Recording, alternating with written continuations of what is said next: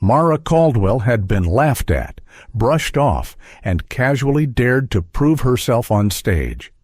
What unfolded next flipped the entire narrative and left everyone watching stunned and a little quieter. It started on a podcast no one expected to blow up. The guest that day?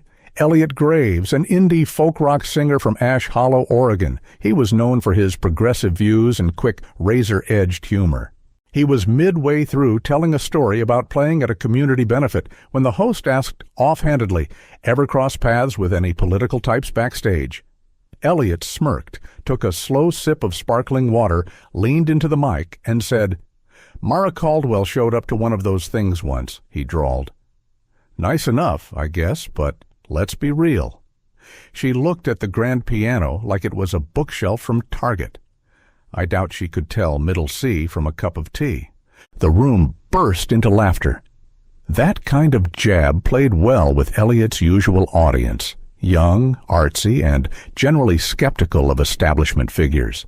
He had a reputation for flippant remarks, and most of the time, no one took him too seriously. But this time, it stuck. Within hours, clips of the moment had been clipped, trimmed, memed, and looped on social media. Captions like "Elliot roasts Caldwell with a piano diss" and "Mara, do you even know what a piano is?" flooded timelines. Mara didn't respond, not right away. In her quiet kitchen in Bay Bridge, she sat at the counter, tea going cold, when her phone buzzed. It was a message from her niece, containing the clip and a crying laugh emoji. Mara watched the video once, then again. She didn't wince, didn't roll her eyes. She just let out a long breath, closed the clip, and set the phone face down. She didn't delete it. But Elliot wasn't finished. A week later, during an interview with Cascade Signal, a digital mag based out of Silver Hill, Washington, he brought her up again. "Sure, she's law school smart," he shrugged, "but I doubt there's an ounce of creativity in her. You can't fake art. You either feel it or you don't." That comment made things worse. It stopped being funny and started sounding mean. Some fans still laughed. Others felt uneasy. A few longtime followers left comments like, "Is this really necessary? And man, just play the music." But Elliot didn't notice, or didn't care. He had a tour stop scheduled in the South Coast next month. He figured the noise would fade. What he didn't know was that Mara had just accepted a last-minute invitation to a high-profile arts gala in Coral Bay, a charity event raising funds for children's music and art education. The same event Elliot had already been booked to headline. The lineup was a mix: regional leaders, philanthropists, working artists, and a handful of quiet donors. Mara had no plans to speak, no plans to perform. She wasn't the stage type, not anymore. She was attending in silence with a checkbook and a calm presence, content to watch from the wings. She hadn't played for an audience in over 15 years, but something was shifting. Later that same week, she stepped into her guest room, pulled off the dust-cloaked sheet draped over her upright piano, and let her fingers hover over the keys. It was out of tune, unforgiving. Still, it made her smile. She picked up her phone. "Hi, Alan," she said when the call connected. "You still tuning pianos these days?" Alan, her old music instructor from her grad school years, laughed on the other end. While Mara was quietly preparing, Elliot kept doing press. During a radio appearance in Seaside City, he cracked another joke. "Maybe she'll show up with sheet music," he said, "or surprise us with chopsticks." What he didn't know, she'd been practicing every evening. She already knew which piece she'd play, and she had no plans to speak, only to play. The event was getting close, and soon the only people laughing would be the ones realizing they'd underestimated her. Mara Caldwell had spent years building a reputation, tailored suits, carefully worded statements, the kind of smile that belonged on news tickers. Prosecutor, policy advisor, Sunday interview regular. But behind the measured persona was something no one had seen in years. Something quieter, older, something that waited for the right moment. There had always been another rhythm inside her, long before law school, before politics, before her name ever made the news. There had been music. Mara Caldwell grew up in the small coastal town of Fairview Cove, South Carolina. Her father was the local fire chief. Her mother, gentle but stern, taught Sunday school and played piano every week at church. Every Thursday afternoon, little Mara would walk the 3 blocks from her school to Mrs. Ellery's house, a tidy old place with ivy climbing the porch rails and the smell of lemon polish clinging to the furniture. In her living room sat a weathered Baldwin upright piano, just feet away from a stack of hymnals and paperback novels. Mara was 8 the first time she touched the keys, 10 when she fell in love with Chopin. Mrs. Ellery wasn't warm, but she was exacting. The kind of teacher who rapped the piano bench with a ruler every time Mara slouched or dropped a wrist. "Feel the space," she would whisper. "Don't just press notes. Speak the truth." By 15, Mara could play full sonatas from memory. At 16, she entered the Carolina Youth Classical Showcase, a regional competition. She placed second, missing first after freezing in the middle of a Debussy piece. The silence that followed still echoed inside her. She had stood up, walked off stage without finishing, folded the program into a crisp square, and tucked it in her wallet. It stayed there for years. But life moved quickly. Her parents split. College arrived in a rush. Music, though still part of her, got quieter. She majored in behavioral criminology. Then law. "I'll come back to it later," she told herself, "when things calm down." They never did. Her career took over. Courtrooms, press conferences, campaigns. The piano stayed in her guest room, covered in a thin veil of dust, surrounded by framed awards and unopened books. No one asked about hobbies anymore. Most assumed she didn't have any. Even those closest to her never knew about the piano. Except for one, a man named Cal Benton. He was a few years younger, a fellow prosecutor with a quiet demeanor and a mind like a scalpel. In 2007, during a particularly exhausting trial, the two of them started working late into the night, surviving on takeout and cold coffee. One evening, Cal noticed a sheet of music peeking out from Mara's leather briefcase. "You play?" he asked. "Used to," she replied. "What piece?" She hesitated. "Nocturne in C-sharp minor." He blinked. "That's not exactly beginner stuff." She just nodded and went back to eating lo mein. Nothing else was said. But on her birthday a few weeks later, he left an envelope on her desk. Inside was a printed sheet, just the opening bars of that very nocturne. On a yellow sticky note, he'd written, "Don't wait forever." He died 5 months later, a brain aneurysm. No warning. She never threw away that note. So when her niece sent her the viral clip of Elliot Graves mocking her piano skills, it wasn't just a joke she heard. It was a breath from the past, the same stillness she'd felt at 16, that quiet push from somewhere deeper. She wasn't angry, not embarrassed either. She was remembering, and by the time the Coral Bay Gala rolled around, Mara had practiced nearly every night for 4 weeks. Her hands had been clumsy at first, but the muscle memory came back quicker than she expected. She kept it private. No one knew. No recordings, no mirror rehearsals. Just her, the piano, and a promise she hadn't realized she was keeping.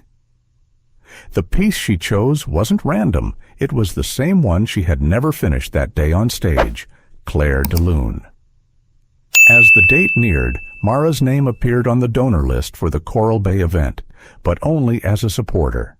No spotlight, no announcement. Elliot didn't notice.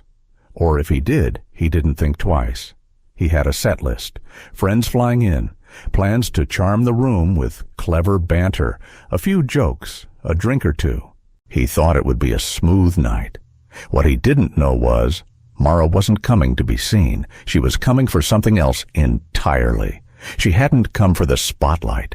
She came for the music.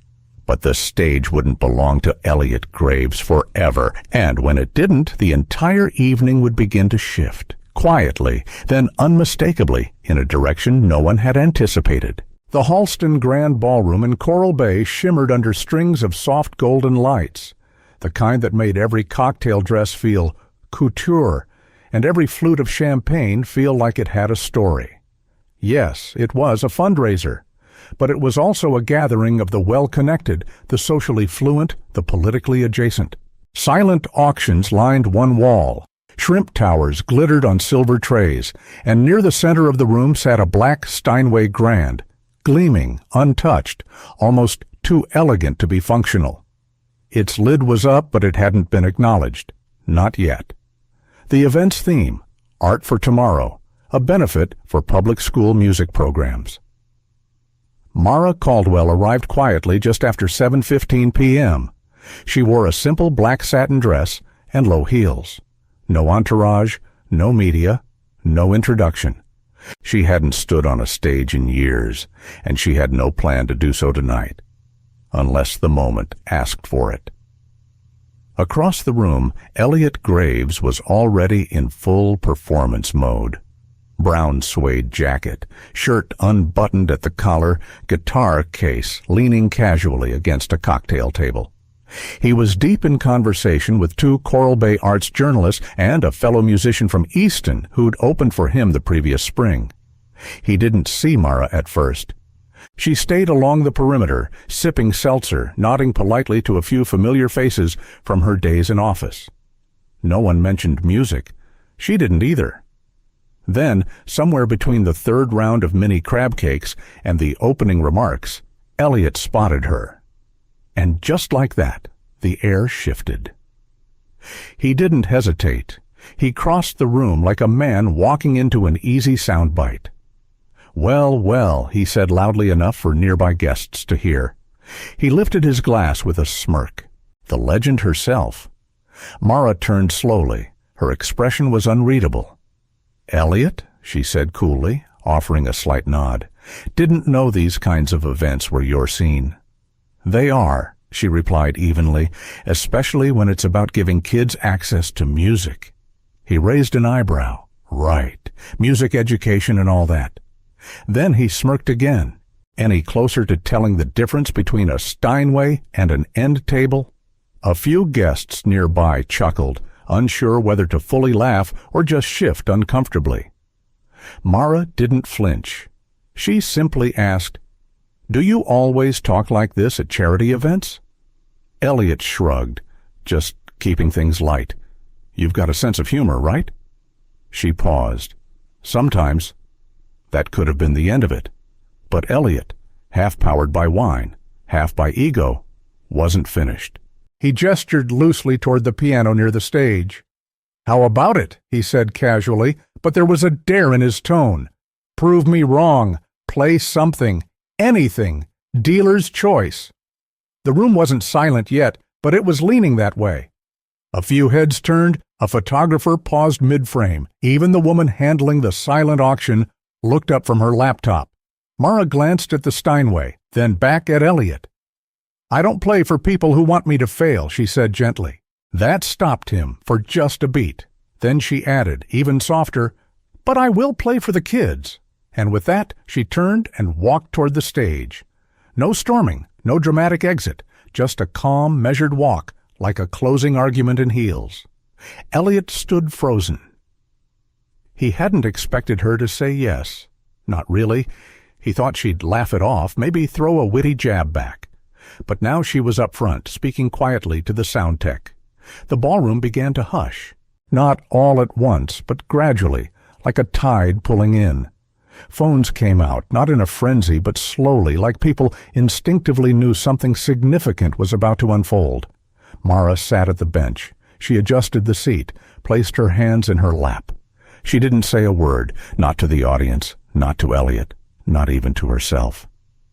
She looked down at the keys, took a breath, closed her eyes. Elliot watched from near the bar, arms crossed. A friend leaned in and whispered, "You might have just messed up, man." Elliot didn't answer. But for the first time that night, he wasn't so sure of himself, but something unfamiliar was creeping in. Elliot Graves was starting to feel a sensation he hadn't encountered in years: uncertainty. And the first note hadn't even been played yet. Mara Caldwell sat still, fingertips just above the ivory. The room had fallen completely silent now, no easy feat for a crowd like this. There was no announcement, no cue. It didn't need one. The atmosphere had simply shifted. Then she began, soft, barely audible. The first notes of Clair de Lune spilled out from the Steinway, fluid and fragile, like water finding its shape. At first, people didn't quite know how to react. It was too smooth, too deliberate to be accidental. Some thought maybe the sound tech had cued a track. But then they noticed her hands moving, her body swaying gently, almost imperceptibly, with the flow of each phrase. This wasn't a party trick. It was practiced, patient, and heartbreakingly sincere. Elliot stood at the back, arms folded, mouth slightly parted. He couldn't place the piece at first, but he recognized the feeling. Melancholy, rising and falling like breath. Grace, and something more. Sorrow, memory. He wasn't laughing anymore. Mara's fingers moved with certainty, not rushed, never forced. Her eyes remained closed. She wasn't performing. She was someplace else entirely, someplace only she could see. No one whispered, no one dared. They just watched. They listened. Phones, which had slowly been raised, were now fully up, recording, but even their clicks felt hushed, like the crowd was afraid to break the moment. And Elliot, he was remembering something too. A night 10 years ago in a cramped club in Valencia. 20 people in folding chairs. His fingers trembling over guitar strings, missing the right chords over and over. He had wanted to walk off mid-song, but then a woman in the back row had started swaying to the melody anyway, eyes closed, smiling, as if she could hear something that wasn't broken at all. He hadn't felt that vulnerable since. Until now. Mara's piece drifted toward its final bars. She slowed, held one aching, suspended note, then silence. She opened her eyes, just a moment too long, closed the lid gently, not as a statement, just done. She stood, gave a slight nod to the sound tech, and walked off the stage. No bow, no performance smile, just a woman who had something to say, and said it without speaking. 10 seconds passed. No one moved. Then came the applause. Not polite, not performative. It started small and swelled, like relief, like revelation. A few rose to their feet, then more, then nearly everyone. Because this wasn't about politics. It wasn't about revenge. It was about being proven wrong, quietly, beautifully, and without fanfare. Mara didn't smile. She didn't need to. She returned to her seat, picked up her seltzer, and sipped it calmly. Elliot didn't approach her. Not yet. He stayed near the back, hand on his chin. A friend leaned close. "You all right, man?" He blinked, eyes still on the piano. I think I just got humbled." Later that night, when it was finally his turn to take the stage, Elliot walked up with noticeably less swagger. He adjusted his strap, tapped the mic, then spoke. I'm changing the set list a bit." A few chuckles from the audience. He didn't smile.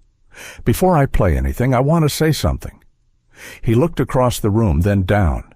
"When I was younger, I thought I could size people up real quick, that I knew who had depth, who didn't." He paused. "Turns out I've been pretty arrogant." Then he looked toward Mara. "And I owe someone here an apology." The room stilled again. No noise, no rustle, just stillness. Then Elliot played, an old song, stripped down, without effects, without loops, just chords, and a voice that cracked slightly at the edges. When he finished, the applause was gentle, honest, just like hers had been. Mara didn't clap. She listened, and for Elliot somehow, that was enough. But the night wasn't over, and the world outside that ballroom was about to learn what had happened inside it. By morning, the video had already passed 1 million views. One clip, shaky, filmed from behind a table of wine glasses, was captioned, "Mara Caldwell just silenced an entire ballroom with Debussy." The internet unraveled in a familiar swirl of takes and reactions. Some were stunned. Didn't have Mara Caldwell playing Claire de Lune on my 2025 bingo card, but I'm glad I lived to see it. Say what you want about her politics. That was raw, beautiful, and real. Others were skeptical. No way she just pulled that out of nowhere. PR stunt? What's next? Does Santos breakdancing at Coachella? But beneath the noise, something else took root.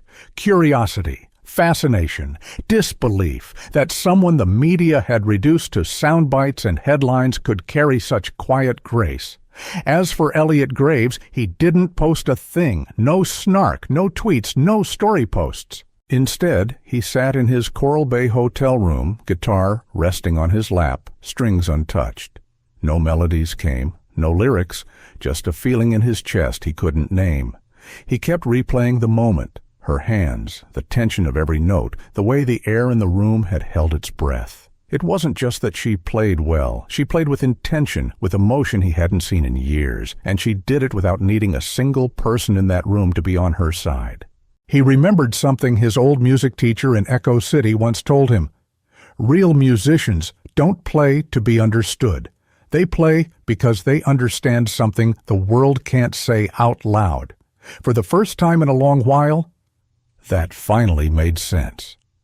Meanwhile, Mara returned home the next day. She greeted her dog, watered the plants, slipped quietly back into routine. She turned down the interviews, Good Morning America, a podcast invite from NPR, even a glowing email from a major music publication wanting to run a feature titled The Secret Virtuoso. She didn't want to be a headline, a trend. She had already said what she needed to say, through the music, but there was one message she did respond to. It came from a 16-year-old girl in New Mexico. "I'm not into politics," the message read, "but I've been scared to sign up for piano class because I'm not very good yet. After watching you, I think I'll try anyway." Mara stared at the message for a long while, then typed 2 lines in reply. "Thank you. The key isn't to be perfect, just honest." That night, Elliot finally posted something. It wasn't loud, just a photo, a blank notebook beside his guitar. Caption, "Starting over." He lost a few followers who called him soft, gained more who thanked him for being real. But the biggest shift wasn't online. It was in him. A few weeks later, he played a stripped-down set at a small community theater in Riverbend. No lights, no band, just him, a stool, and his guitar. Midway through, he paused. "I learned something recently," he told the crowd. "We're so quick to tear down people we don't understand. We forget they're whole human beings, and sometimes they've got more to say than we ever gave them credit for." Then he did something no one expected. He stood, walked across the stage to the venue's battered old upright piano, cracked his knuckles, and started playing Claire de Lune. Badly, really badly. After a few clumsy bars, he stopped and laughed. Okay, I'm no Mara," he grinned. The audience erupted, but something had shifted, not just between two people, but between mockery and meaning, between noise and grace. By the end of that week, the video had hit national outlets, CBS News, Rolling Stone, even a quick mention on The Tonight Show. Not because Mara Caldwell was trending as a political figure, but because someone unexpected had shattered the public's assumptions without saying a word. The algorithms loved it. But the people, they felt it. It wasn't just about music. It was about being loudly wrong, and then being quietly humbled. One of the most shared comments came from a middle-aged man in Nebraska. I've disagreed with her on just about everything. But that was stunning. I feel small for ever thinking she was just another headline. Another came from a 22-year-old in Los Angeles. It wasn't about left or right in that moment. It was about finally seeing someone fully, for the first time. That was the part that lingered, the realization that so many of us reduce others, especially public figures, into neat little boxes, a soundbite, a party affiliation, a tweet. But when Mara Caldwell sat down at that piano, she reminded everyone of something deeper. Real people don't fit into headlines. Even Elliot's own fan base, who had once laughed along at his piano jokes, began to shift their tone. A longtime follower posted a thread that read, "Watched Elliot try to be clever. Thought it'd be funny." But what she did, that wasn't just music. That was years of something she'd carried, finally let go. We don't know the half of what people are made of. And just like that, Mara's name began trending again, not as a politician, but as a person. A woman who had been underestimated, laughed at, and quietly reminded the world of her depth without ever needing to clap back. She never gave a public statement. She didn't have to. Her silence carried more weight than any press release. As for Elliot, he kept it low-key. No interviews, no official apology, but he did post one more photo that week. It showed an old, upright piano in a modest, softly lit studio. The caption read, "Lessons resume Monday." Word quietly spread that he'd enrolled in private lessons at a small music conservatory in Grafton. He said he was tired of pretending he had it all figured out. Some called it PR cleanup, but others saw it for what it really was: growth. Whatever the motive, one thing was certain: something had shifted, not just in Elliot, not just in Mara, but in how people talked about them both. For a few rare days, the online world stopped shouting and started listening. Clips from the Coral Bay event kept surfacing. Someone uploaded the full 8-minute video of Mara's performance. You could see every detail: the breath she took before beginning, the stillness in her hands between movements, the crowd's quiet journey from amused to moved. One YouTube comment said it best: "This wasn't a gotcha moment. It was a moment of grace." And in a world full of noise, that matters. That's why it resonated. It wasn't about politics. It wasn't even about talent. It was about how wrong we can be when we assume we already know who someone is. Mara didn't trend because she shouted or fought back. She trended because she stayed grounded, because she let beauty speak on her behalf. And beauty, real beauty, doesn't argue. It doesn't try to win. It just is. Back in Bay Bridge, Mara's piano was freshly tuned now. It sounded warmer, clearer. She played in the evenings again, not for anyone else, just for herself. Sometimes just a single scale. Sometimes the same 3 bars over and over. No applause needed, no audience required.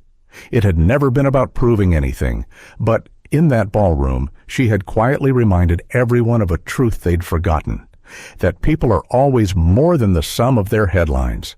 But stories like this only stay alive if we carry them forward. The final lesson hadn't been spoken yet, because it would have been easy to dismiss the whole moment as a fluke.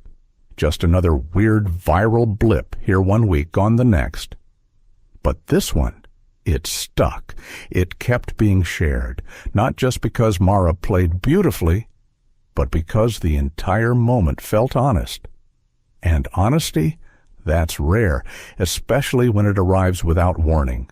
For a while, the video sparked a real conversation about judgment, about ego, about how fast we write people off without ever actually knowing them. Everyone had their version of the story, but no matter which angle they came from, political, musical, emotional, the takeaway was the same. We assume too much. We listen too little, and we forget.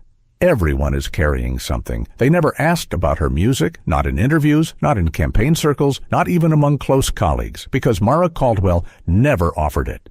What she did at that piano wasn't for display. It was refuge. It was rhythm. It was the one place where she didn't have to explain who she was.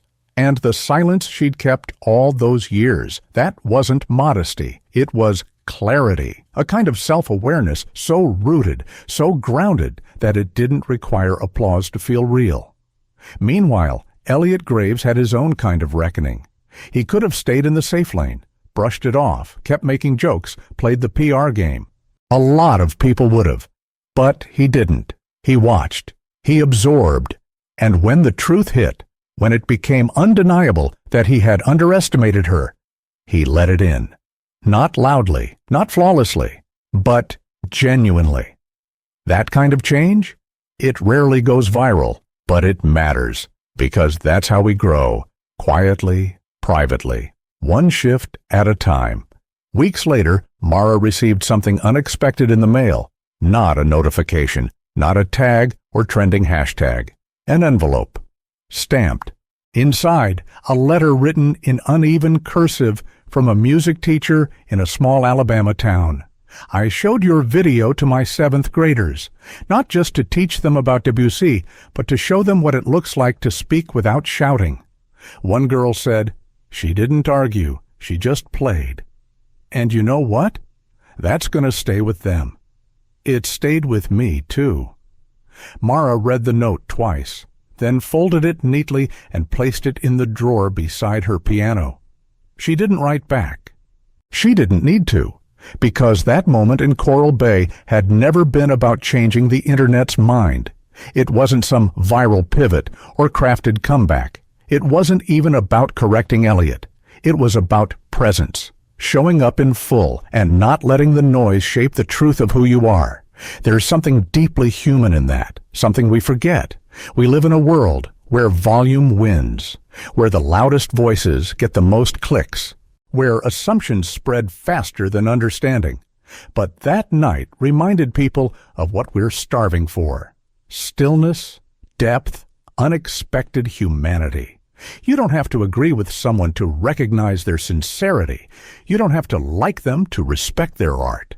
And you don't always need to win a debate when you can just let your actions do the talking.